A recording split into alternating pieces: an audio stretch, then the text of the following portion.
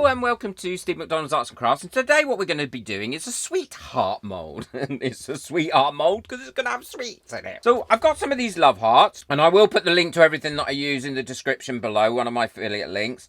And these were really, really cheap to buy. I got loads of them, look.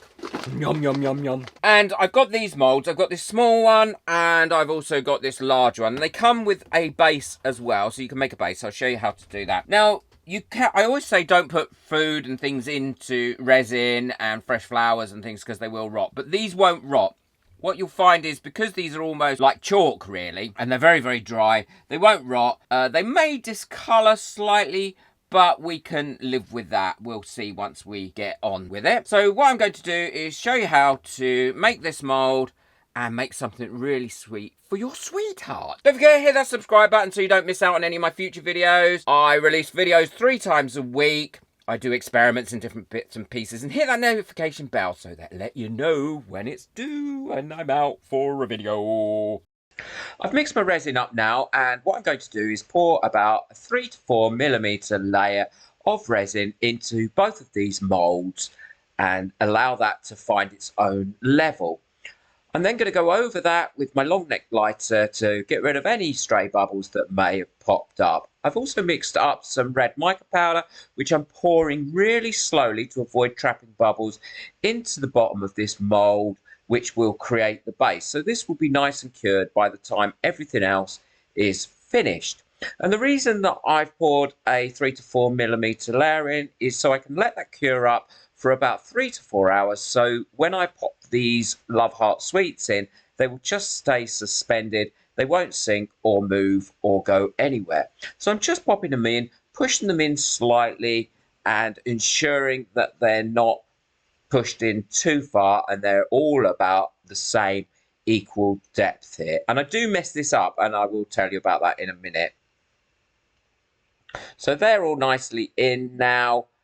And what I'm going to do is leave this to cure up completely before the next stage. So this first layer is cured now, and I'm all ready. Now, I did make a mistake because I thought the heart on the back would be the same way round as the writing on the front. So I had to pick all these out when I realised they weren't. Thank goodness it hadn't cured, and then put them back in so the writing's all up the right way. And what I've also done is I've used some mirror card, some red mirror card, and I've cut out using my die cutting machine that you've seen me use many times in other videos, these little hearts and the little love, and I've done them back to front when I cut them out so that they'll look right in this. I mean, you could put a picture in here with these behind it, or you could do whatever you like. What I'm going to do is I'm just going to pop these in here and then pour the resin on the top of these, and I'll quickly show you how to do that without these lifting up.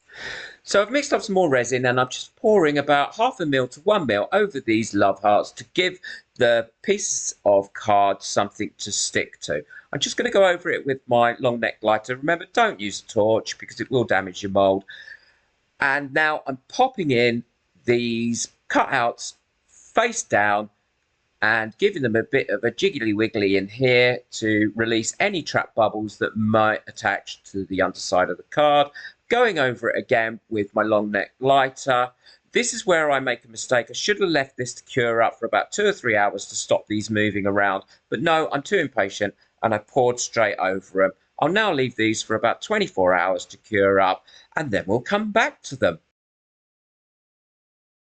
These have cured now, and to be honest, I'm not hopeful for them because I was really impatient and I poured this gold layer on top really without waiting for the layer where I put the little cutouts in to settle in, and I can see some of them have floated up, and I should know better than that really because it's not like I've done it a million times, and I should know better, but maybe they'll come out all right. So let's look at the bigger one first.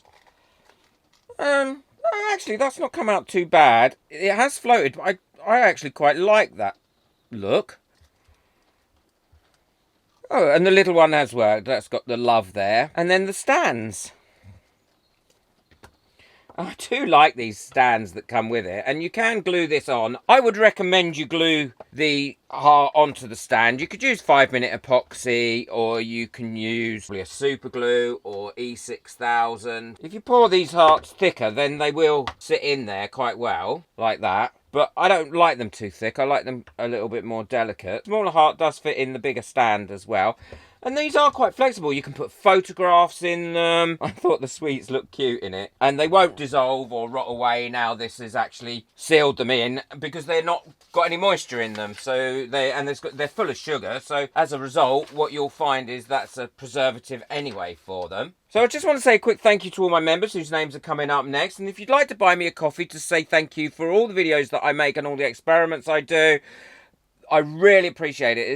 It's my members and my viewers and the people that buy me a coffee that allow me to keep making videos and buying materials. So really do appreciate it. All the links are in the description below, including the links to everything that I've used today.